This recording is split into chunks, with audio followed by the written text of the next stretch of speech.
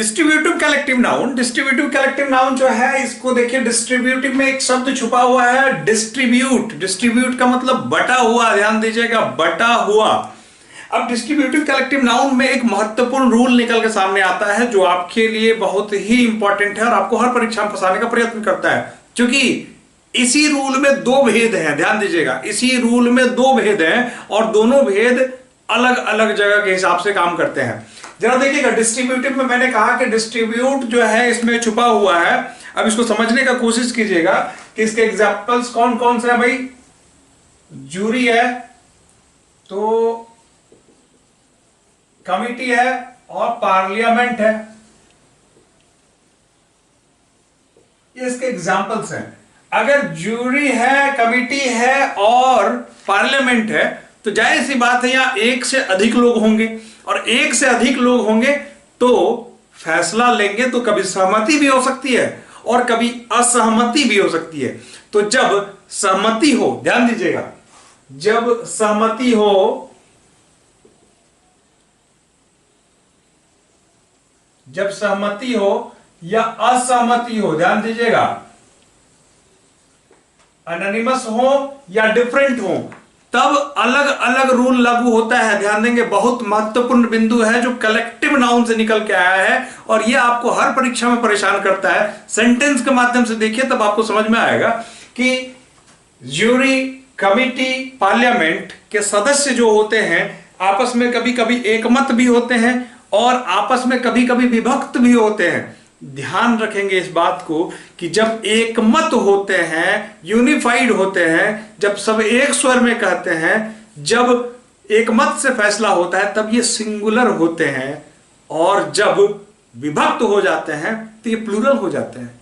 कितनी बारीक बात है, ध्यान दीजिएगा कि जब ज्यूरी, कमिटी, पार्लियामेंट एकमत हो, एनोनिमस हो, तब यह जो है सिंगुलर हो जाता है, लेकिन जैसे ही इनके मत में विभेद होता है, मत में अंतर हो जाता है, ये प्लूरल हो जाते हैं। यह समझने वाली बात है कि जब जब ज्यूरी, कमिटी, पार्लियामेंट एक मत हो, एनोनिमस हो, तो ये सिंगुलर होंगे और डिफरेंट है तो ये प्लूरल हो जाएंगे। इनको सेंटेंस के माध्यम से समझने का प्रयत्न करिए आप लोग। ये बहुत ही इंपॉर्टेंट रूल बता रहा हूं आपको, ये आपके प्रत्येक परीक्षा में कहीं ना कहीं से आपको ये फंसा सकता है, इसलिए इसको आप सीख लीजिए आज कि जब ये ज्यूरी, कमिटी, पार्लियामेंट एकमत हो। सेंटेंस देखिए, ध्यान दीजिएगा, द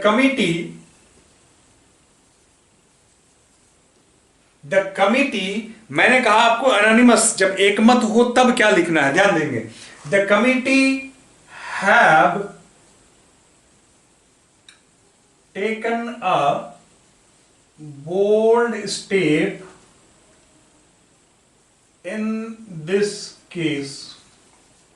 इस केस में जो कमिटी है इसने बोल्ड स्टेप लिया है, मतलब है कि कमिटी यहां पर एकमत है, तो यह गलत हो गया, क्योंकि जो हैव है भाई, जो हैव है यह प्लूरल का परिचायक है। आप जानते हैं कि हैव प्लूरल का परिचायक है, तो इसको ठीक कैसे किया जा सकता है, जरा देखिए, the committee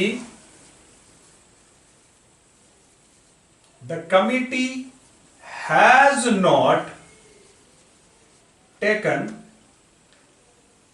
any bold step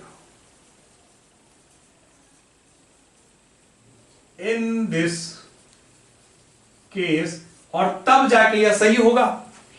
तो हमने कहा कि जब यह परिस्थिति कब तैयार हुई, जब एनोनिमस हो, ध्यान दीजिएगा, मैंने कहा कि जब यह एनोनिमस हो, एकमत हो, ध्यान देंगे, जब ये एनोनिमस हो मतलब एक मत हो, कमिटी का मत एक हो, तब यह सिंगुलर होता है और वर्ब अपने साथ सिंगुलर लेता है। चूंकि यहां हैव लिया था जो प्लूरल का परिचायक है, इसलिए यह गलत हो गया था और इसको सही करने के लिए हैज लगाया, तब जाके यह सही हो।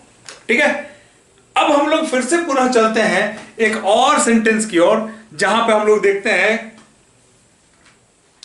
कि अब जब डिफरेंट हो, अगर ये कमिटी, पार्लियामेंट, जूरी जब डिफरेंट हो तो क्या रूल लागू होता है। अभी हमने एनोनिमस का पढ़ा, अब हम लोग डिफरेंट हो, जब मत में डिफरेंट हो, ध्यान दीजिएगा,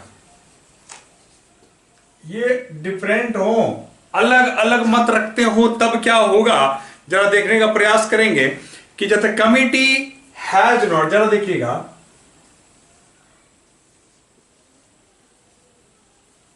the committee has not taken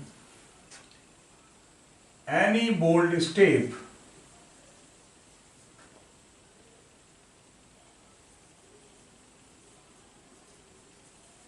in this case. अब आप बताएंगे कि यह सही है या गलत है कि कमिटी ने इसमें जो है बोल्ड स्टेप लिया है, नहीं लिया है, या सही है या गलत है, जरा इसको आप समझने का प्रयत्न कीजिए, थोड़ा समय लेकर सेंटेंस को पढ़िए।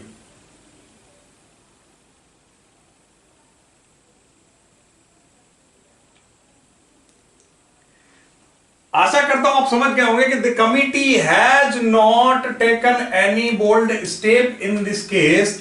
हैज किसका परिचायक है भाई? हैज सिंगुलर को दर्शाता है, ध्यान दीजिएगा। और जब इनके मत में विभेद होगा तो यह सिंगुलर नहीं, क्या होंगे? प्लूरल होंगे। तो यह सेंटेंस गलत हो जाएगा और इसको सही करना है तो क्या करना पड़ेगा? The committee have not taken any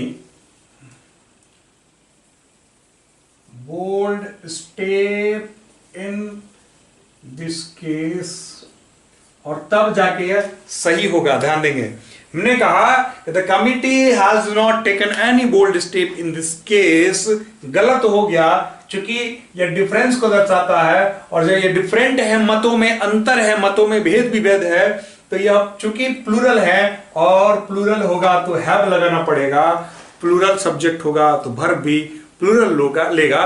तो आप समझ गए होंगे कि डिस्ट्रीब्यूटिव कलेक्टिव नाउन के अंदर से कितना इंपॉर्टेंट रूल निकल के सामने आया। और 120 महत्वपूर्ण रूल्स की कड़ी में आज जो हमने ये दूसरा रूल पढ़ा है, क्रमशः यह जारी रहेगा और प्रत्येक रूल आपके लिए समान रूप से इंपॉर्टेंट है।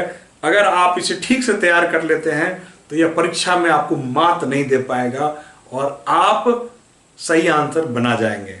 कैसा लगा कमेंट करके जरूर बताएं, और अगर आपको अच्छा लग रहा है तो टॉपिक भी कमेंट करके बताएं, मैं उस पर भी वीडियो बना के दूंगा। जय हिंद, धन्यवाद।